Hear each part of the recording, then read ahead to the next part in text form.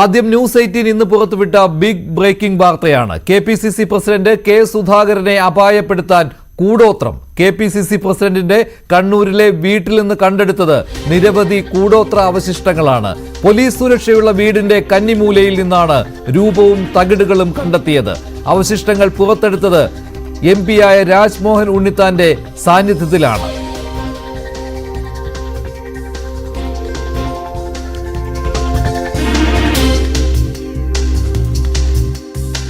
ശാരീരിക അസ്വസ്ഥതകൾ നേരിട്ടിരുന്നതായും ഉയിര് പോകാതിരുന്നത് ഭാഗ്യമെന്നുമുള്ള KPCC പ്രസിഡന്റിന്റെ ശബ്ദ സംഭാഷണവും ഇതോടൊപ്പമുണ്ട് ഈ വീഡിയോയിൽ.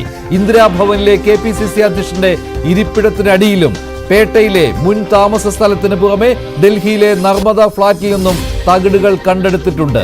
കെ സുധാകരന്റെ കണ്ണൂരിലെ വീട്ടിൽ നിന്നുള്ള നിർണായക വീഡിയോ ദൃശ്യങ്ങളും ശബ്ദ സംഭാഷണങ്ങളുമാണ് ഇന്ന് ന്യൂസ് 18 പുറത്തുവിട്ടത്. ആ ദൃശ്യത്തിലേക്കും ശബ്ദ സംഭാഷണങ്ങളിലേക്ക്. ഫോട്ടോ എടുത്തോ? അല്ല, വീഡിയോ. ഫോട്ടോ എടുത്ത വീഡിയോ ആണ്. ആ ബക്കറ്റിലോട്ട് നീക്കി വെക്കാം. ബക്കറ്റ് കണ്ടില്ലേ?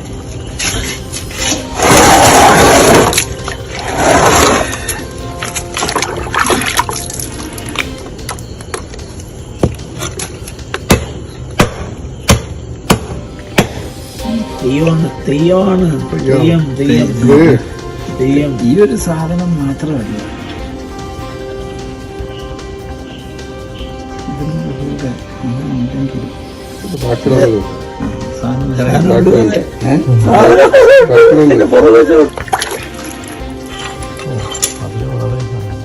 അതിന് വേറെ സംഭവം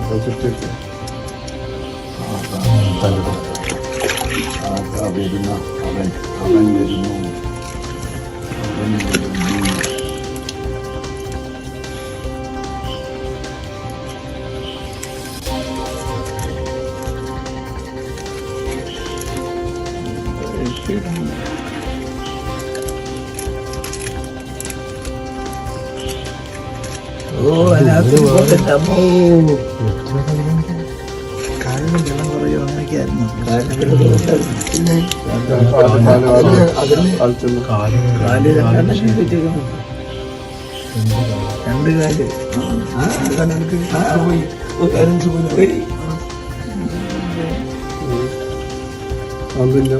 വീടിന്റെ ഏകദേശം ഷേപ്പെല്ലാം വരച്ചു വീടിന്റെ അതിനാണ് ശരിക്കും നിർത്തട്ടെ. അത് നമുക്ക് നടത്തലൊക്കെ വെള്ള പേപ്പർ വെച്ചിട്ട് അതെല്ലാം നമ്മൾ അടുക്കി വെച്ചിട്ടെടുക്കുക. ഇവിടെ വീഡിയോ എടുത്തിട്ട് ഒന്നൊന്നല്ല പിന്നെ ടെൻഷൻ വരിക, വെപ്രാളം ഉണ്ടാകുക, അതൊക്കെ ഹൃദയത്തിന്റെ കഴുത്തിന്റെ ഇവിടെ ഇത്രയും ഭാഗമാണ്.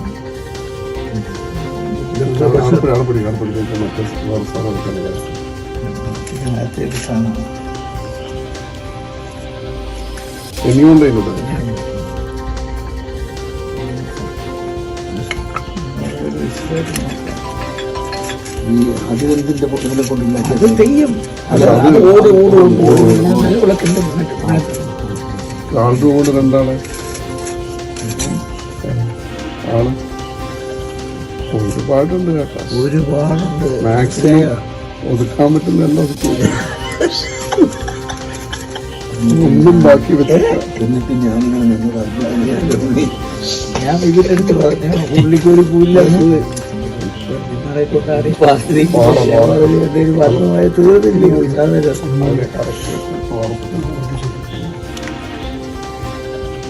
അത് നമ്മൾ റിസ്ക് എടുത്ത്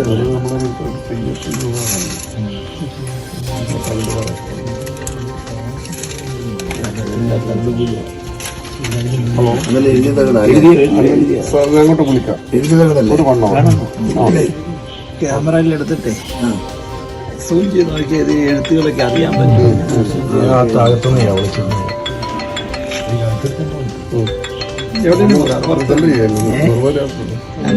ഒഴിഞ്ഞു പോലെ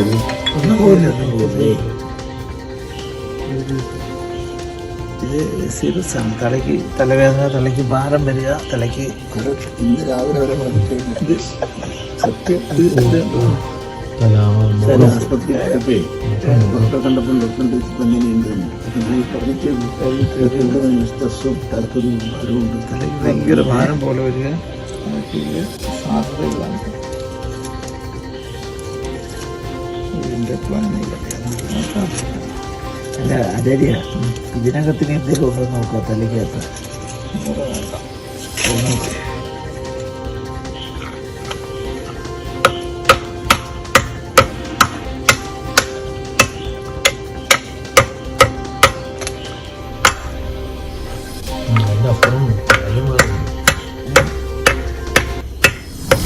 കെ സുധാകരന്റെ കണ്ണൂരിന്റെ വീടിന് സമീപത്ത് നിന്ന് ഈ കാര്യങ്ങൾ, ഈ കൂടോത്രത്തിന് ഉപയോഗിച്ച സാമഗ്രികൾ കണ്ടെടുക്കുന്ന ദൃശ്യങ്ങളാണ് ഇപ്പോൾ കണ്ടത്. ഇതിൽ രാജ്മോഹൻ ഉണ്ണിത്താന്റെ ശബ്ദവും കെ സുധാകരന്റെ ശബ്ദവും ഉണ്ട്. ഒപ്പം ഈ കൂടോത്രം ചെയ്യുന്ന ഒരാളുടെ അദ്ദേഹത്തിന്റെ സാന്നിധ്യത്തിലാണ് ഇങ്ങനെയുള്ള സാധനങ്ങൾ കണ്ടെടുത്തത്. അത് ഓരോന്നായിട്ട് രാജ്മോഹൻ ഉണ്ണിത്താൻ എടുത്തു പറയുന്നുമുണ്ട്. തനിക്ക് ചില അസ്വസ്ഥതകൾ നേരിടുന്നു എന്ന് കെ സുധാകരനും ഇതിനിടയിൽ പറയുന്നുണ്ട്. കൂടോത്രത്തിൽ വിശ്വാസമുള്ളയാളാണ് രാജ്മോഹൻ ഉണ്ണിത്താൻ. ഇക്കാര്യം അദ്ദേഹം പരസ്യമായി സമ്മതിച്ചിട്ടുള്ളതാണ്. അതുകൊണ്ട് തന്നെ അദ്ദേഹത്തിന്റെ സാന്നിധ്യത്തിലാണ് ഇത്തരത്തിലുള്ള കാര്യങ്ങൾ കെ സുധാകരന്റെ വീടിനടുത്ത് നിന്ന് കണ്ടെത്തിയത്. ഇനി കെ സുധാകരന്റെ വീട്ടിൽ കൂടോത്രം ചെയ്തത് ആരാണ് എന്ന കാര്യമാണ് ഇപ്പോൾ കോൺഗ്രസ് രാഷ്ട്രീയം ചർച്ച ചെയ്തുകൊണ്ടിരിക്കുന്നത്. കൂടോത്ര വാർത്തയോട് പ്രതികരിക്കാൻ കോൺഗ്രസ് കേന്ദ്രങ്ങൾ തയ്യാറായിട്ടില്ല. തിരുവനന്തപുരത്തെത്തിയ കെ സുധാകരനോട് ഇതേക്കുറിച്ച് ചോദിച്ചെങ്കിലും അദ്ദേഹം പ്രതികരിച്ചില്ല. One crore rupees had been given. This is the disturbance. No, actually, these are all distorting things. You have to admit. Okay. Yes, sir. So, what is this? Very bad. Sir, also PM says in the Congress is running Bharatacharya, Bachao Andolan. വാർത്ത തന്റെ ശ്രദ്ധയിലില്ലെന്നും പിന്നീട് പ്രതികരിക്കാമെന്നുമാണ് VD. Satheesan പറഞ്ഞത്.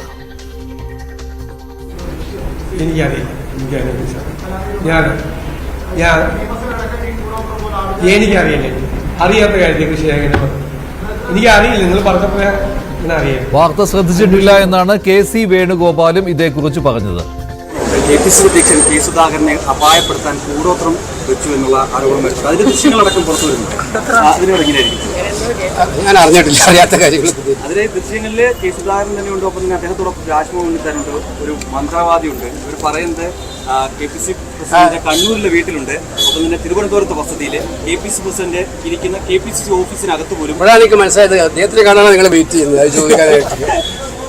രാജ്മോഹൻ ഉണ്ണിത്താനാണ് ഇക്കാര്യം ശ്രദ്ധയിൽപ്പെടുത്തിയത്. K സുധാകരന്റെ അദ്ദേഹത്തിന്റെ സാന്നിധ്യത്തിലാണ് ഈ കൂടോത്രത്തിൽ ഉപയോഗിച്ച വസ്തുക്കൾ കണ്ടെത്തിയത്. അതിന്റെ ദൃശ്യങ്ങളാണ് ന്യൂസ് 18 ഇന്ന് പുറത്തുവിട്ടത്. ഇക്കാര്യങ്ങളെക്കുറിച്ച് അറിഞ്ഞിട്ടില്ല എന്നാണ് പക്ഷേ കോൺഗ്രസ് നേതാക്കൾ പറയുന്നത്. പക്ഷേ കോൺഗ്രസ് രാഷ്ട്രീയത്തിൽ ഇതിനകം തന്നെ ഇത് വലിയ ചർച്ചാ വിഷയമായിട്ടുണ്ട് എന്ന കാര്യത്തിൽ ഒരു സംശയവുമില്ല. ഇതേക്കുറിച്ച് നേരത്തെ രാജ്മോഹൻ ഉണ്ണിത്താൻ പ്രതികരിച്ചിരുന്നു.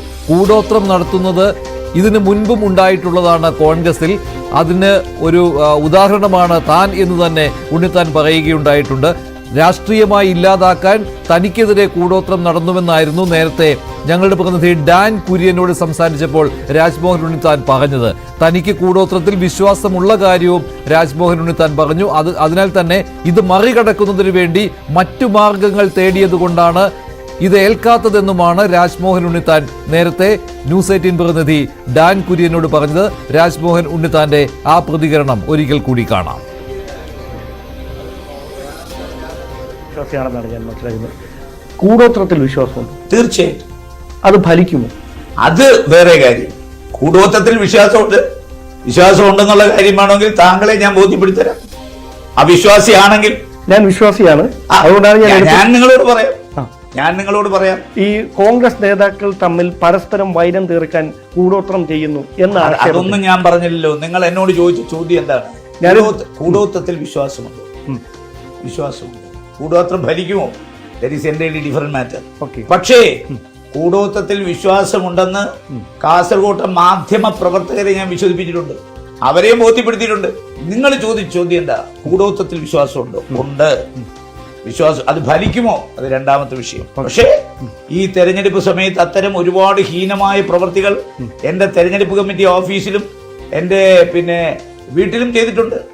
അത് ഫലിച്ചോ ഇല്ലയോ എന്നുള്ളത്, ഫലിച്ചെങ്കിൽ ഞാൻ 1 ലക്ഷത്തിന് ഇരിക്കില്ലല്ലോ. പക്ഷേ ഇത്തരം ഹീനമായ പ്രവൃത്തികൾ കണ്ടുപിടിച്ച് നശിപ്പിക്കുന്ന ആളുകളും ഉണ്ട് ഇവിടെ. സൽപ്രവൃത്തി ചെയ്യുന്ന ആളുകളുണ്ട്.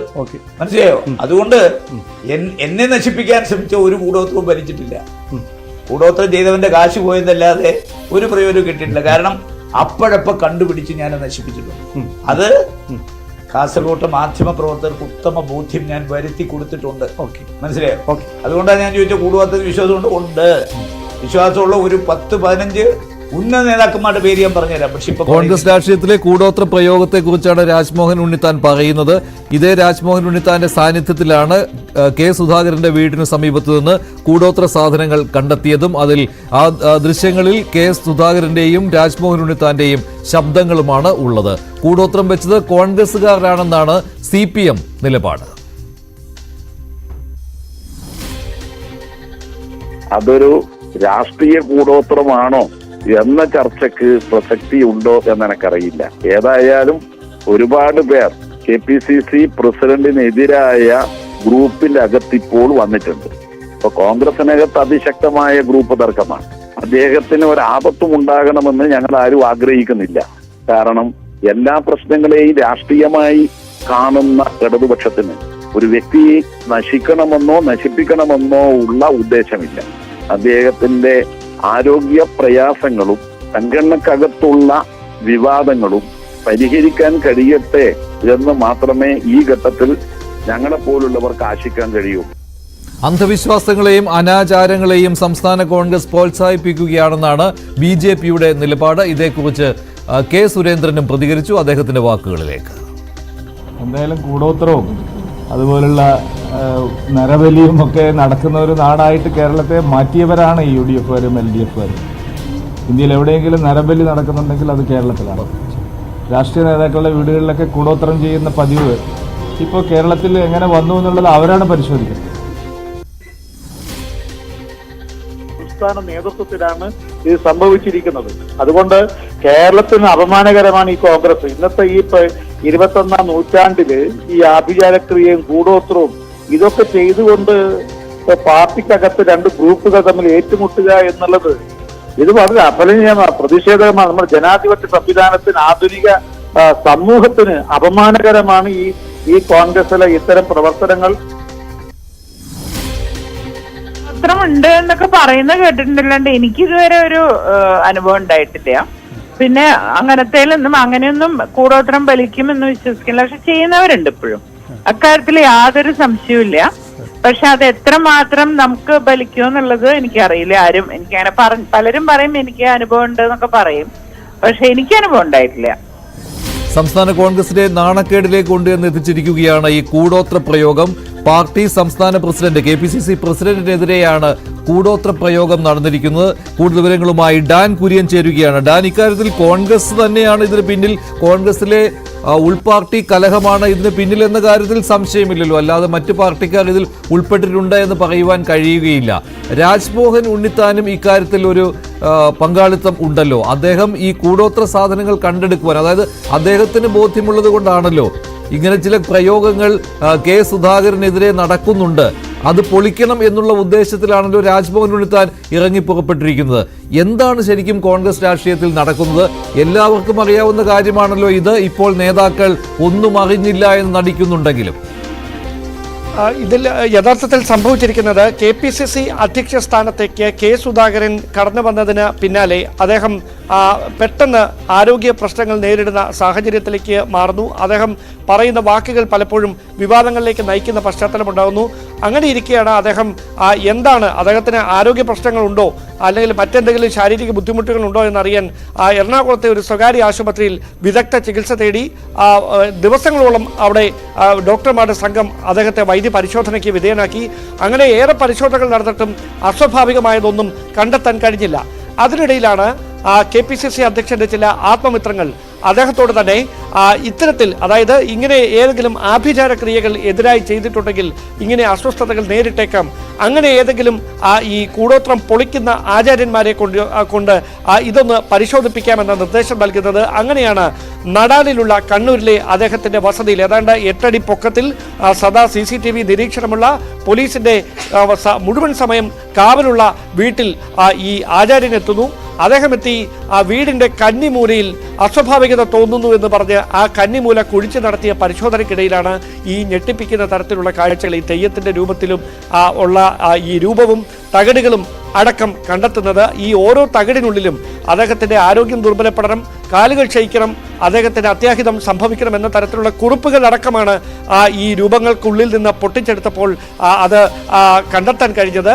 അതിനിടയിലാണ് കെ സുധാകരൻ തന്നെ പറയുന്നത് അദ്ദേഹത്തിന്റെ കാലിന് ഈ ബലക്കുറവ് നേരിട്ടിരുന്നു, അദ്ദേഹത്തിന്റെ തലയ്ക്ക് വലിയ ഭാരം നേരിടുന്നുണ്ടായിരുന്നു, ആ കാര്യമടക്കം ഡോക്ടർമാരോട് പറഞ്ഞതാണ് എന്നൊക്കെ പറയുന്നത്. പക്ഷേ ഇത് കണ്ടെടുത്തതിന് ശേഷവും അദ്ദേഹത്തിന്റെ ശാരീരികമായ ബുദ്ധിമുട്ടുകൾ തുടരുകയായിരുന്നു. പരിശോധനകളിൽ മറ്റു തരത്തിലുള്ള അസ്വാഭാവികതകളൊന്നും കാണുന്നുമില്ല. അങ്ങനെ ഈ ആചാര്യനെ വീണ്ടും എത്തിച്ചു. അദ്ദേഹം പേട്ടയിൽ കെ സുധാകരൻ നേരത്തെ താമസിച്ചുകൊണ്ടിരുന്ന വാടക വീട്ടിൽ ഇങ്ങനെ അസ്വാഭാവികത എന്തോ ഉണ്ടെന്ന് കണ്ടെത്തുന്നു. അങ്ങനെ ആ വീടിന്റെ അടുക്കള ഭാഗത്ത് നിന്നാണ് രണ്ടാമത് ഒരു തകിട് കണ്ടെത്തുന്നത്. പിന്നീടും ഈ പ്രശ്നങ്ങൾ തുടരുന്നതിനിടയിലാണ് KPCC ഓഫീസിലും ഇത് സംഭവിച്ചിട്ടുണ്ടെന്ന് അറിയുന്നത്. അങ്ങനെ ഇന്ദിരാഭവനിൽ KPCC അധ്യക്ഷൻ ഇരിക്കുന്ന കസേരയ്ക്കടുത്ത മേശയുടെ ഒരു കാലിനടിയിൽ നിന്ന് ഏതാണ്ട് 3 പേർ ഒരുമിച്ച് നിന്ന് ഉയർത്തിയാൽ മാത്രമേ അത് പൊങ്ങുകയുള്ളൂ, അത്രയും ഭാരമുള്ള ഒരു മേശയാണ്. ആ മേശയുടെ ഒരു കാലിനടിയിൽ നിന്നും ഇതേ രീതിയിൽ അദ്ദേഹത്തിനെതിരായി ഈ ദോഷം എഴുതി വെച്ച ഒരു തകിട് കണ്ടെത്തുന്നു. പിന്നീടാണ് ഡൽഹിയിൽ MP-മാർക്ക് വേണ്ടിയുള്ള ഫ്ളാറ്റ് സമുച്ചയത്തിൽ നർമ്മദ ഫ്ളാറ്റിലാണ് ഈ കെ സുധാകരൻ്റെ ഫ്ളാറ്റ് ഉള്ളത്. അവിടെ നിന്നും അദ്ദേഹത്തിൻ്റെ 3 സീറ്റർ ഒരു ഈ ബെഡും അതോടൊപ്പമുള്ള സെറ്റിയുമുണ്ട്. ആ സെറ്റിക്കകത്ത് നിന്നും സമാനമായ തരത്തിൽ ഈ തകിട് കണ്ടെടുക്കുകയായിരുന്നു. ഇവർ പറയുന്നതനുസരിച്ച് ഇത് മുഴുവൻ കണ്ടെടുത്ത് ഇദ്ദേഹം മറ്റെവിടെയോ കൊണ്ടുപോയി നശിപ്പിച്ചു കളഞ്ഞു. അതിനുശേഷം സുധാകരനുമായി ബന്ധപ്പെട്ട് മറ്റ് ആരോഗ്യ പ്രശ്നങ്ങളൊന്നും അദ്ദേഹത്തിന് നേരിടേണ്ടി വന്നിട്ടില്ല.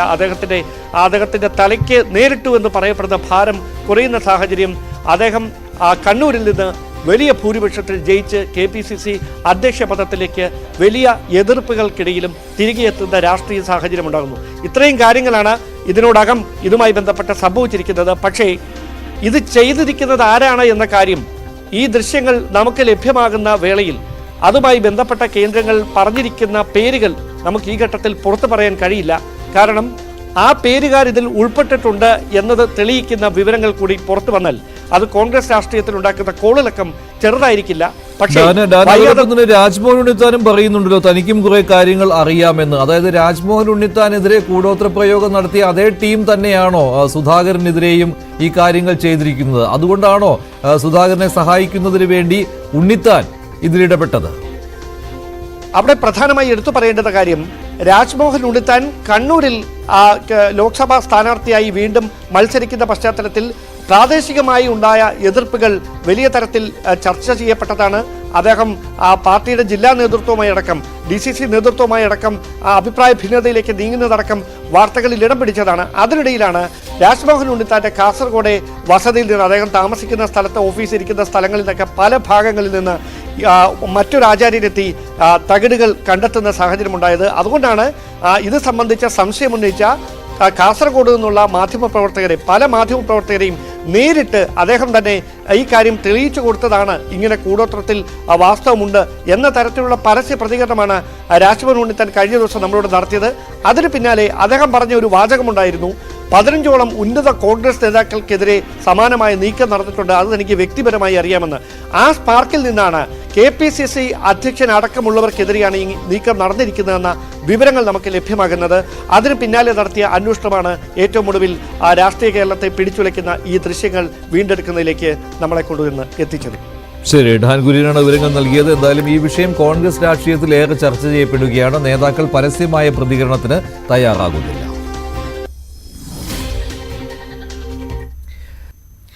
മറ്റു വാർത്തകൾ കൂടി നോക്കാം. മാന്നാറിലെ കലയുടെ കൊലപാതകം ദൃശ്യം 2 മോഡലായോ എന്നുള്ള സംശയത്തിലാണ് ഇപ്പോൾ പോലീസ്. 15 വർഷം മുൻപാണ് ഈ കൊലപാതകം നടന്നത്. ദൃശ്യം റിലീസായത് അതിനുശേഷമാണ്. കൂട്ടുപ്രതികൾ അറിയാതെ 1-ാം പ്രതി മൃതദേഹം മാറ്റിയോ എന്നാണ് ഇപ്പോൾ സിനിമാ സ്റ്റൈലിൽ ഇപ്പോൾ പോലീസ് ചിന്തിക്കുന്നത്. മൃതദേഹം എവിടെയാണെന്ന് അറിയാവുന്ന ഒരേ ഒരാൾ ഭർത്താവായ അനിൽകുമാർ ആണെന്നാണ് പോലീസ് സംശയിക്കുന്നത്. മറ്റിടങ്ങളിലും പോലീസ് പരിശോധന നടത്തിയേക്കും. മാന്നാറിൽ കൊല ചെയ്യപ്പെട്ട കലയുടെ മുൻ ആൺ സുഹൃത്തിന്റെ മൊഴി ന്യൂസ് 18 കിട്ടി. മുൻ ആൺ സുഹൃത്തായ കുട്ടമ്പേരു സ്വദേശിയുടെ ചോദ്യം ചെയ്യലും പൂർത്തിയായിട്ടുണ്ട്. കൂടുതൽ വിവരങ്ങൾ നൽകുവാൻ ആജ്ഞ രവീന്ദ്രൻ ചേരുകയാണ്. ആജ്ഞ, എന്താണ് ഇപ്പോൾ പോലീസ് സംശയിക്കുന്നത്? മൃതദേഹം അവിടെ ഇല്ല എന്നുള്ള ആ ഒരു രീതിയിലേക്ക് അന്വേഷണം പോവുകയാണോ? എന്തായാലും അനിൽകുമാറിനെ കൊണ്ടുവന്നാൽ മാത്രമേ ഇതിൻ്റെ അടുത്ത ഘട്ടത്തിലേക്ക് പോകുവാൻ സാധിക്കൂ എന്നുള്ളതാണല്ലോ. ഇതിനുള്ള ശ്രമങ്ങൾ നടക്കുന്നുണ്ടോ?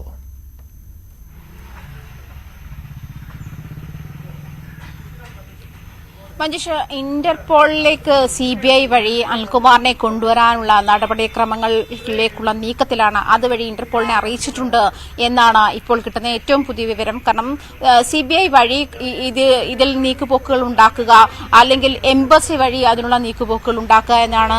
പക്ഷേ ഇത് കുറെ പ്രൊസീജിയർ ഉണ്ടെങ്കിൽ തന്നെയും അത്ര കാലതാമസമുള്ള ഒരു പ്രൊസീജിയർ അല്ല എന്നാണ് മനസ്സിലാക്കുന്നത്. അതുകൊണ്ട് തന്നെ 1-2 ദിവസത്തിനുള്ളിൽ തന്നെ അനിൽകുമാറിനെ നാട്ടിലെത്തിക്കാനുള്ള എല്ലാ നീക്കങ്ങളും പോലീസ് ചെയ്യുന്നുണ്ട്.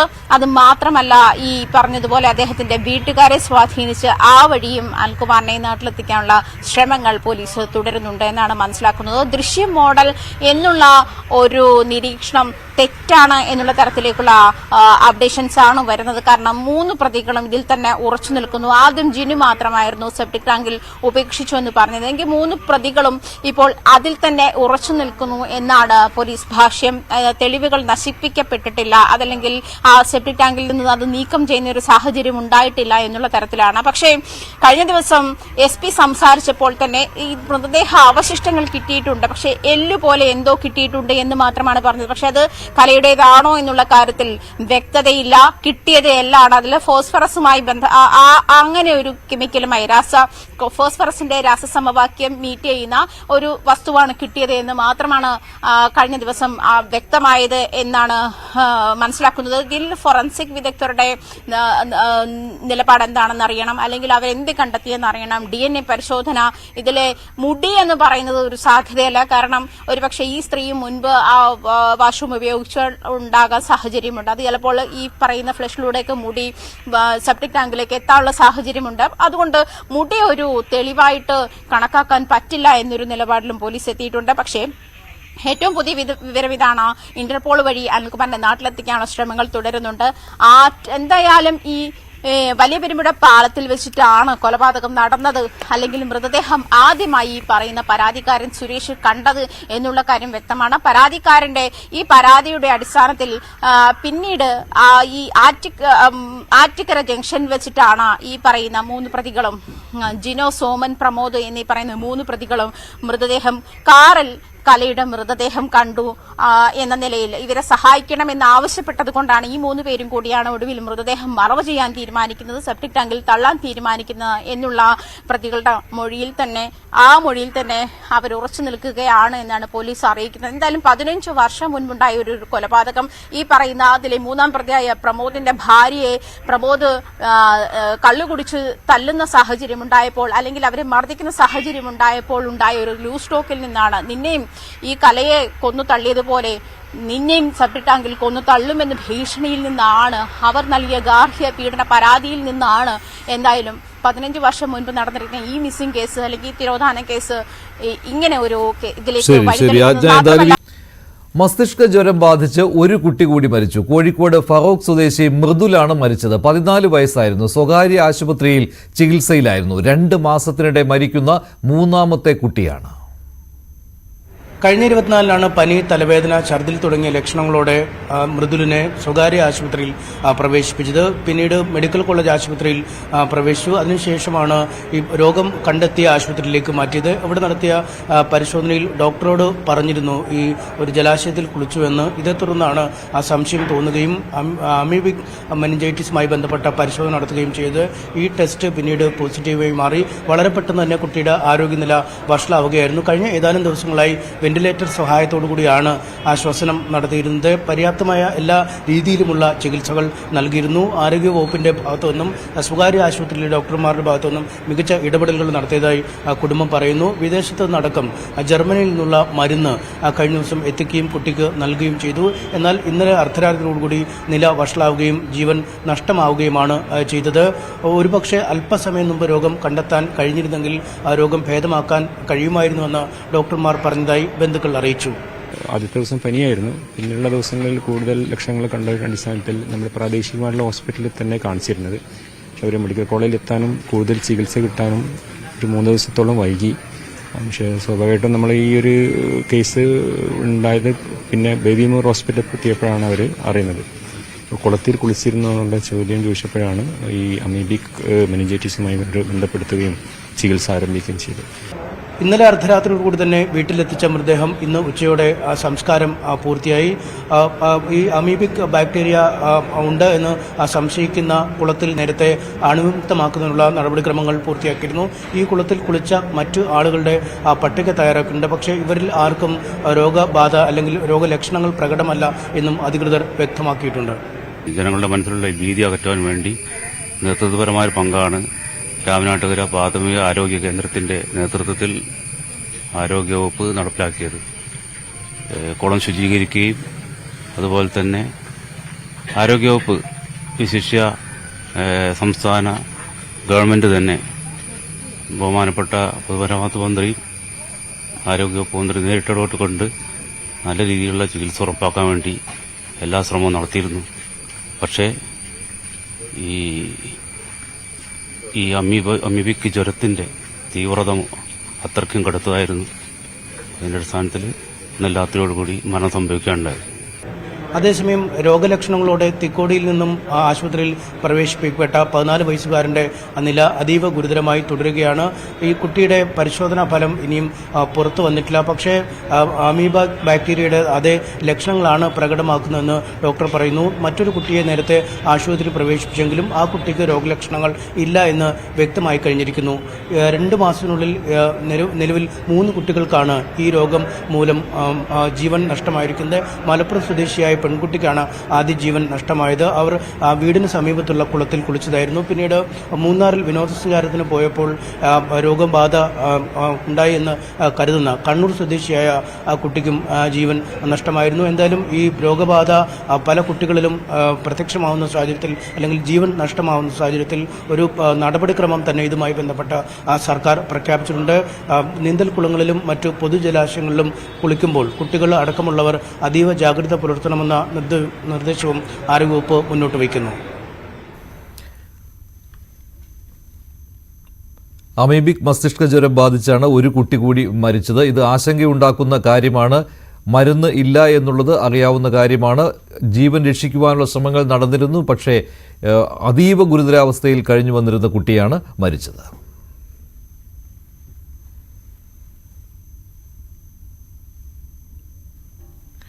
SFIയുടെ രാജ്ഭവൻ മാർച്ചിൽ സംഘർഷം. ബാരിക്കേഡ് തകർത്ത് പ്രവർത്തകർക്ക് നേരെ പലതവണ ജലപീരങ്കി പ്രയോഗിക്കുകയുണ്ടായി. തത്സമയ ദൃശ്യങ്ങളാണ് ഇപ്പോൾ രാജ്ഭവന് മുന്നിൽ നിന്ന് കാണുന്നത്. SFI ആണ് പ്രതിഷേധ മാർച്ച് സംഘടിപ്പിച്ചത്. പഠിപ്പുമുടക്കിന്റെ ഭാഗമായിട്ടാണ് SFI മാർച്ച് സംഘടിപ്പിച്ചത്. നീറ്റ് നെറ്റ് ക്രമക്കേട് അന്വേഷിക്കണം എന്നുള്ളതാണ് SFIയുടെ പ്രധാനപ്പെട്ട ആവശ്യം. രാജ്ഭവന് മുന്നിൽ നിന്നുള്ള ഇപ്പോൾ കാണുന്നത് അല്പം മുമ്പ് കാണുന്ന ദൃശ്യമാണ്. തത്സമയ ദൃശ്യങ്ങളും ഇതോടൊപ്പം നേരത്തെ കണ്ടിരുന്നു. കൂടുതൽ വിവരങ്ങൾ നൽകാൻ MG മിഥുൻ ചേരുകയാണ് രാജ്ഭവന് മുന്നിൽ നിന്ന്. മിഥുൻ, ഇത് നീറ്റ് നെറ്റ് ഇതിൽ ദേശീയ വ്യാപകമായിട്ട് തന്നെയുള്ള ഒരു സമരത്തിലാണല്ലോ SFI ഏർപ്പെട്ടിരിക്കുന്നത്. എന്താണ് ഇപ്പോൾ രാജ്ഭവന് മുന്നിൽ കാണാനാവുന്നത്?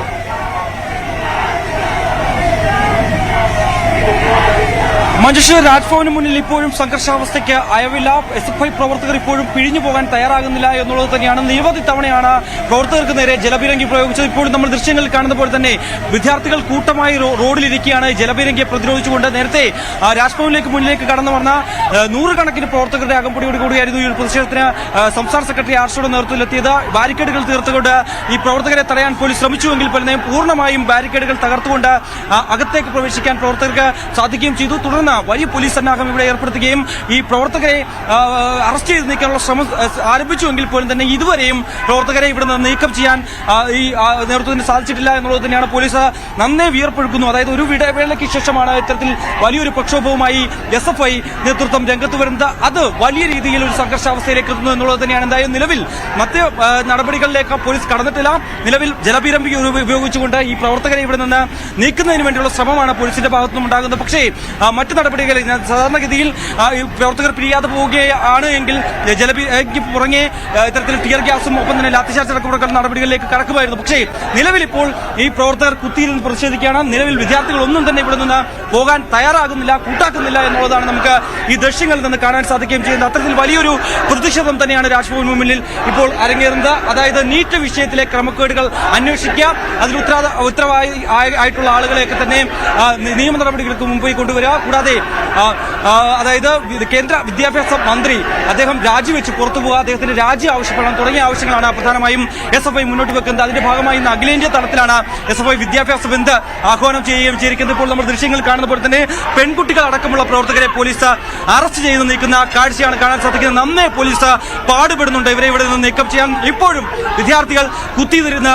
പ്രതിഷേധിക്കുകയാണ്. അവരെ ഇവിടുന്ന് പിന്തിരിക്കുന്നതിന് വേണ്ടി നിരവധി തവണയാണ് ജലപീരങ്കി പ്രയോഗിച്ചത്. പക്ഷേ അതിനെയെല്ലാം മറികടക്കാൻ പ്രവർത്തകർക്ക് സാധിക്കുന്നു. അത്രയും വലിയൊരു പ്രതിഷേധത്തിലേക്ക്, അത്രയും വലിയൊരു പ്രക്ഷോഭത്തിലേക്ക് SFI നീങ്ങുന്നു എന്നുള്ളത് തന്നെയാണ്. എന്തായാലും സംസ്ഥാന സെക്രട്ടറി ആർഷോയുടെയും ഒപ്പം തന്നെ മറ്റ് വിദ്യാർത്ഥികളുടെ ഒക്കെ നേതൃത്വത്തിൽ വലിയൊരു പ്രതിഷേധം കാഴ്ചവെക്കുന്നുള്ളതാണ്. ഇപ്പോൾ നമ്മൾ ദൃശ്യങ്ങൾ കാണുന്ന പോലെ തന്നെ ഇവിടെ കുത്തിയിരുന്ന് പ്രതിഷേധിച്ച വിദ്യാർത്ഥികളെ എല്ലാം തന്നെ അറസ്റ്റ് ചെയ്ത് നീക്കുകയാണ്. വലിയൊരു പോലീസ് സന്നാഹം ഈ വിദ്യാർത്ഥികളെ നേരിടുന്നതിന് വേണ്ടി ഇവിടെ അണിനിരുന്നിട്ടുണ്ട് എന്നുള്ളത് തന്നെയാണ്. എന്തായാലും ഇപ്പോൾ നിലവിൽ കാണുന്ന പോലെ തന്നെ വലിയ പ്രതിഷേധത്തിന് രാജ്ഭവൻ അരങ്ങേറുന്നു എന്നുള്ളത് തന്നെയാണ്. ഏകദേശം 1 മണിക്കൂറിലധികമായി ഇവിടെ സംഘർഷാവസ്ഥ തുടരുകയാണ്.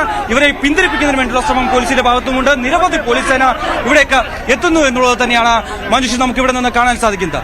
ശരി, തത്സമയ ദൃശ്യങ്ങളാണ് കാണുന്നത്. പ്രവർത്തകരെ പോലീസ് അറസ്റ്റ് ചെയ്ത് കൊണ്ടുപോകുന്നു. രാജ്ഭവന്റെ തൊട്ടടുത്ത് വരെ എത്തുവാനായിട്ട് ഇവർക്ക് കഴിഞ്ഞു. ബാരിക്കേഡുകൾ വെച്ചിട്ടുണ്ടായിരുന്നു, അത് മറികടക്കുവാനുള്ള ശ്രമമാണ് നടന്നത്. ജലപീരങ്കി പ്രയോഗിക്കുകയായിരുന്നു പോലീസ്. പലതവണ പോലീസിന് ജലപീരങ്കി പ്രയോഗിക്കേണ്ടി വന്നു.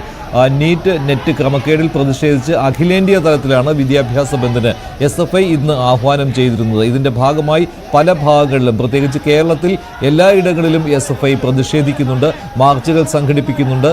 ഇതിൽ സംസ്ഥാന വ്യാപകമായുള്ള സമരത്തിന്റെ ഏറ്റവും വലിയ മാർച്ച് സംഘടിപ്പിച്ചിരിക്കുന്നത് തിരുവനന്തപുരത്താണ്. തിരുവനന്തപുരത്ത് രാജ്ഭവന് മുന്നിലേക്കാണ് SFIയുടെ മാർച്ച് സംഘടിപ്പിച്ചത്. ഗവർണറുമായി നേർക്കുനേർ പോരെ SFI തുടരുന്നുണ്ട്. അതിനാൽ തന്നെ SFIയുടെ ഈ മാർച്ചിന് വീറും വാശിയും കൂടും. അതുതന്നെയാണ് ഇപ്പോൾ രാജ്ഭവന് മുന്നിൽ കണ്ടത്. സംസ്ഥാന പ്രസിഡന്റ് ആർഷോയും ഈ മാർച്ചിൽ പങ്കെടുത്തുവെന്ന പ്രത്യേകതയുണ്ട്.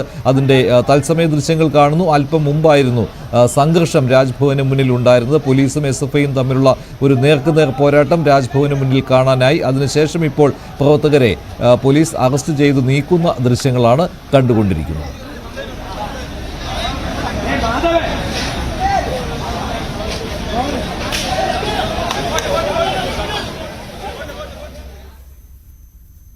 മറ്റു വാർത്തയിലേക്ക്. കോഴിക്കോട് നഗരത്തിൽ വൻ മയക്കുമരുന്ന് വേട്ട. Excise enforcement squad 1 kilogram MDMA ആണ് പിടിച്ചെടുത്തത്. വയനാട് വെള്ളമുണ്ട സ്വദേശിയായ ഇസ്മയിലിനെ അറസ്റ്റ് ചെയ്തു.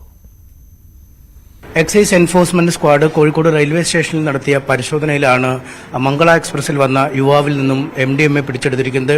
ഒരുപക്ഷെ അടുത്തിടെ കേരളത്തിൽ നടന്ന ഏറ്റവും വലിയ അളവുള്ള, ചെറിയ സാധാരണ 2 ഗ്രാം 5 ഗ്രാം തുടങ്ങിയ അളവിലൊക്കെയാണ് പിടിക്കുന്നതെങ്കിൽ 1 കിലോഗ്രാമിനടുത്തുള്ള MDMA ആണ് കോഴിക്കോട് റെയിൽവേ സ്റ്റേഷനിൽ പിടിച്ചെടുത്തിരിക്കുന്നത്. ഇത് അയാളുടെ കൈവശമുണ്ടായിരുന്ന മറ്റ് സാമഗ്രികളാണ് ഉണ്ടായത്. എന്തായാലും ഈ എക്സൈസ് വിഭാഗം റെയ്ഡുകൾ വളരെ കർശനമായി തന്നെ മുന്നോട്ട് കൊണ്ടുപോകാനാണ് തീരുമാനം. ഈ വിപണിയിൽ ഏതാണ്ട് 1/2 കോടി രൂപയോളം വിലമതിക്കുന്ന മയക്കുമരുന്നാണ് പിടികൂടിയിരിക്കുന്നത്. നമുക്കൊപ്പം എന്തായാലും എക്സൈസ് CI ഗിരീഷ് കുമാറുണ്ട്. സാറ് ഈ എങ്ങനെയായിരുന്നു ഈ ഓപ്പറേഷൻ? എങ്ങനെയാണ് അത്? ഡൽഹിയിൽ നിന്ന് ഇയാൾ മയക്കുമരുന്നുമായിട്ട് വരുന്നെന്നുള്ള രഹസ്യവിവരം നമുക്ക് കിട്ടിയിരുന്നു. അതിന്റെ അടിസ്ഥാനത്തിലാണ് ഈ റെയ്ഡ് നടത്തപ്പെട്ടത്. അപ്പം കോഴിക്കോട് റെയിൽവേ സ്റ്റേഷനിലെ ഇയാൾ ബാഗിനകത്ത് ഇതുമായിട്ട് വെളിയിൽ വന്ന സമയത്ത് നമ്മൾ പിടിക്കുകയായിരുന്നു. രഹസ്യവിവരത്തിന്റെ അടിസ്ഥാനത്തിലാണ് ഓപ്പറേഷൻ നടത്തപ്പെട്ടത്. പിന്നെ ഏതാണ്ട് മാർക്കറ്റിലെ ഏതാണ്ട് 50 ലക്ഷം രൂപയോളം ഇതിന് വില വരും. ഇവിടെ മോഡസ് ഓപ്പറാൻഡി എന്ന് പറയുന്നത് ഇത് ഇവിടെ കൊണ്ടുവന്നതിന് ശേഷം ചെറിയ പാക്കറ്റുകളിലാക്കി 1/2 ഗ്രാം 1 ഗ്രാമിന്റെ പാക്കറ്റുകളിലാക്കി വിൽപ്പന നടത്തുക എന്നുള്ളതാണ്. ഇതിന് അയാളിൽ നിന്നും ലഭിച്ച വിവരത്തിന്റെ അടിസ്ഥാനത്തിൽ ഏതാണ്ട് 4 ലക്ഷം രൂപയാണ് ഇതിനവിടെ അയാൾ വില കൊടുത്തത്. പക്ഷേ ഇവിടെ ഇത് വിൽപ്പന നടത്തുമ്പോൾ ഏറ്റവും കുറഞ്ഞ 1/2 കോടി രൂപയെങ്കിലും ഇത് കിട്ടും. അങ്ങനെയുള്ള സാമ്പത്തിക ലാഭം പ്രതീക്ഷിച്ചാണ് ഇയാൾ ഈ ബിസിനസ് ചെയ്യുന്നതെന്നാണ് അറിയാൻ കഴിഞ്ഞത്. പ്രത്യേകിച്ച് ഇയാൾ ജില്ലയുടെ വടക്കൻ ഭാഗങ്ങളായ വടകര, പിന്നെ കൊയിലാണ്ടി, ആ പ്രദേശങ്ങൾ കേന്ദ്രീകരിച്ചെന്നാണ് പുള്ളിയിൽ നിന്നും നമ്മൾ ചോദ്യം ചെയ്തപ്പോൾ നമുക്ക് അറിയാൻ കഴിഞ്ഞിട്ടുള്ളത്. പിന്നെ വിശദമായിട്ടുള്ള അന്വേഷണം ചോദ്യം ചെയ്യലും നടന്നു വരുന്നു. ഇതിന് വിദ്യാർത്ഥികൾക്കിടയിലും മറ്റുമൊക്കെയാണോ, അല്ലെങ്കിൽ വിൽക്കാൻ അങ്ങനെ എന്തെങ്കിലും വെളിപ്പെടുത്തിയോ? യുവജനങ്ങളാണ് പുള്ളിയുടെ ടാർഗറ്റ്. വിദ്യാർത്ഥികളായിട്ടൊക്കെ കൊടുക്കുന്നതായിട്ട് ഇതുവരെ നടത്തിയ അന്വേഷണത്തിൽ നമുക്ക് ബോധ്യപ്പെട്ടിട്ടില്ല. പക്ഷേ യുവജനങ്ങളാണ് പുള്ളിയുടെ ടാർഗറ്റ്. ഇതിന്റെ സോഴ്സ് എവിടെയാണെന്ന് പറഞ്ഞിട്ടുണ്ടോ? എവിടെ നിന്നാണ് കിട്ടിയത്? ആരിൽ നിന്നാണ്? ഇയാളിത് ഡൽഹിയിൽ നിന്നാണ് വാങ്ങിയത് എന്നാണ് നമുക്ക് മനസ്സിലാക്കാൻ കഴിഞ്ഞത്. ഡൽഹിയിൽ നിന്നാണ് വാങ്ങിയത്. അത് ഡൽഹിയിലെ ഒരു ആഫ്രിക്കക്കാരൻ്റെ നിന്ന് വാങ്ങിയതാണ് പുള്ളി പറയുന്നത്. ആ വഴിക്കുള്ള അന്വേഷണം നടന്നു വരുന്നു. സോഴ്സിനെ കുറിച്ചുള്ള അന്വേഷണം പുരോഗമിക്കുകയാണ്. അതെ, തീർച്ചയായും. എന്തായാലും ഈ യുവജനങ്ങളെ കേന്ദ്രീകരിച്ചാണ് ഈ മയക്കുമരുന്ന് കോഴിക്കോട്ടേക്ക് എത്തിച്ചതെന്നാണ് പ്രതി ഇതിനകം പറഞ്ഞിരിക്കുന്നത്. ഒരു ആഫ്രിക്കൻ സ്വദേശിയിൽ നിന്നും ഡൽഹിയിൽ വാങ്ങി 4 ലക്ഷം രൂപയ്ക്കാണ് ഈ മയക്കുമരുന്ന് വാങ്ങിയത്. കോഴിക്കോട്ട് എത്തി ഇത് വിൽക്കുമ്പോൾ 1/2 കോടിയിലധികം രൂപ ലാഭമായി ലഭിക്കുമെന്നും കണക്ക് കൂട്ടുന്നുണ്ട്. എന്തായാലും വയനാട് വെള്ളമുണ്ട സ്വദേശിയാണ് പിടിയിലായ ഇസ്മായിൽ. ഇയാൾക്ക് മറ്റുള്ള ആളുകളുമായി ബന്ധമുണ്ടോ എന്ന് എക്സൈസ് പരിശോധിച്ചു വരുന്നു. കേവലം ഇടനിലക്കാരൻ മാത്രമാണോ, അല്ലെങ്കിലും വിപുലമായ എന്തെങ്കിലും റാക്കറ്റിന്റെ ഭാഗമാണോ ഇയാളെന്ന പരിശോധനയും നടത്തി വരികയാണ്. നേരത്തെ കോഴിക്കോട് നഗരത്തിലടുത്തിടെ പലയിടങ്ങളിൽ നിന്നും പോലീസും എക്സൈസും ഒക്കെ നിരവധി ഇടങ്ങളിൽ നിന്നും മയക്കുമരുന്ന് പിടിച്ചെടുത്തിരുന്നതുമായി ബന്ധപ്പെട്ട വളരെ വിപുലമായ അന്വേഷണങ്ങൾ ഇരു വിഭാഗവും നടത്തി വരികയാണ്. എന്തായാലും ഈ അടുത്തിടെ നടന്നു വന്ന റെയ്ഡുകളിൽ ഏറ്റവും പ്രധാനപ്പെട്ട റെയ്ഡാണ് ഇന്ന് നടന്ന. ഏറ്റവും വലിയ അളവിലുള്ള MDMA ഇപ്പോൾ പിടിച്ചെടുത്തിരിക്കുന്നത്. അങ്കമാലിയിലും 133 ഗ്രാം MDMA-യുമായി യുവാവ് പിടിയിലായിട്ടുണ്ട്. കലൂർ സ്വദേശി സഹൽ കരീമാണ് എക്സൈസിന്റെ പിടിയിലായത്. ബംഗളൂരുവിൽ നിന്ന് കൊച്ചിയിലേക്ക് വന്ന ബസ്സിലാണ് MDMA കൊണ്ടുവന്നത്. എക്സൈസിന് കിട്ടിയ രഹസ്യ വിവരത്തെ തുടർന്നായിരുന്നു പരിശോധന ബസ്സിൽ നടത്തിയത്.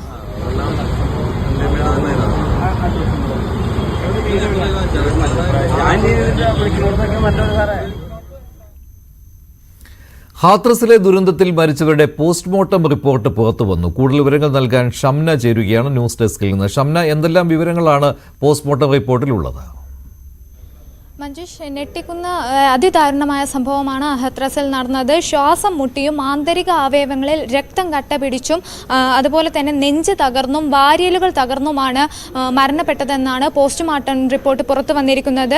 ഈ ഹത്രസിനും ഇറ്റയ്ക്കും പുറമെ മധുര, അലിഗഡ്, ആഗ്ര, ഫിലിപ്പിറ്റ് തുടങ്ങിയ സ്ഥലങ്ങളിൽ നിന്നുള്ളവരും ഉണ്ടായിരുന്നു. 121 പേരാണ് ഇപ്പോൾ മരണപ്പെട്ടത്. ഇതിൽ തന്നെ 100 പേരും സ്ത്രീകളായിരുന്നു. 7 കുട്ടികളുണ്ടായിരുന്നു. എന്തായാലും ഈ ശ്വാസം മുട്ടിയും നെഞ്ച് തകർന്നുമൊക്കെ ആണ് മരണപ്പെട്ടതെന്നാണ് പോസ്റ്റ്മോർട്ടം റിപ്പോർട്ട്. ഈ മരണപ്പെട്ടവർക്ക് 2 ലക്ഷം രൂപ UP സർക്കാർ ധനസഹായം പ്രഖ്യാപിച്ചിട്ടുണ്ട്. ഒപ്പം തന്നെ പരിക്കേറ്റവർക്ക് 50,000 രൂപ സഹായമുണ്ട്. ഈ അപകടത്തിനിടയാക്കിയ ഭോലെ ബാബയുടെ പരിപാടിക്കിടെയായിരുന്നു അപകടമുണ്ടായത്. ഇയാൾ ഇപ്പോഴും ഒളിവിലാണ്. ഇയാളും ഇയാളുടെ സംഘത്തിൽപ്പെട്ടവരും ഒളിവിലാണ്. ഇവർക്ക് വേണ്ടി അന്വേഷണം തുടരുന്നുണ്ട്. ജുഡീഷ്യൽ അന്വേഷണത്തിന് വേണ്ടിയും UP സർക്കാർ പ്രഖ്യാപിച്ചിട്ടുണ്ട്. എന്തായാലും വരും മണിക്കൂറുകളിൽ, വരും ദിവസങ്ങളിൽ കൂടുതൽ വിവരങ്ങൾ ലഭ്യമാകുമെന്നാണ് പ്രതീക്ഷിക്കുന്നത്. 80,000 പേർക്ക് മാത്രം അനുമതി ഉണ്ടായിരുന്ന പരിപാടിയിൽ 2.5 ലക്ഷം പേർ പങ്കെടുത്തു എന്നാണ് അറിയാൻ കഴിയുന്നത്. ഇതാണ് ഇത്തരത്തിൽ വൻ തിരക്കായതാണ് ഇത്തരത്തിൽ അപകടത്തിലേക്ക് നയിച്ചത്. എന്തായാലും വരും ദിവസങ്ങളിൽ, വരും മണിക്കൂറുകളിൽ കൂടുതൽ വിവരങ്ങൾ പുറത്തു വരും. ശരി ഷംന, ഹാത്രസ് ദുരന്തത്തിൽ കാരണക്കാരനായ ഭോലെ ബാലെ ഇപ്പോഴും ഒളിവിലാണ്. കണ്ടെത്തുവാനായിട്ട് പോലീസിന് കഴിഞ്ഞിട്ടില്ല. മെത്ത വ്യവസായത്തിൽ 25 വർഷം പൂർത്തിയാക്കിയ സുനിദ്ര മാട്രസ് ആഘോഷത്തിന്റെ ഭാഗമായി ലക്ഷറി ഓർത്തോപീഡിക് മാട്രസായ സിൽക്കി പുറത്തിറക്കി. ഓണത്തിന് നാടെങ്ങും നിദ്രാഘോഷം എന്ന കൺസ്യൂമർ ഓഫറും അവതരിപ്പിച്ചു. തീയിൽ നിന്ന് പോലും സുരക്ഷ ഉറപ്പുവരുത്തുന്ന നിലയിൽ തയ്യാറാക്കിയ സിൽക്കിയുടെ പ്രത്യേകത 7 സോണുകളായുള്ള തിരിവാണ്. 8,000 മുതൽ 1 ലക്ഷം രൂപ വില വരെയുള്ള ഉൽപ്പന്നങ്ങളാണ് സുനിദ്രയിലുള്ളത്. ഉപഭോക്താക്കളുടെ പ്രതീക്ഷകൾ ഇനിയും യാഥാർത്ഥ്യമാക്കുമെന്ന് ചെയർമാൻ നവാസ് മീരാൻ പറഞ്ഞു.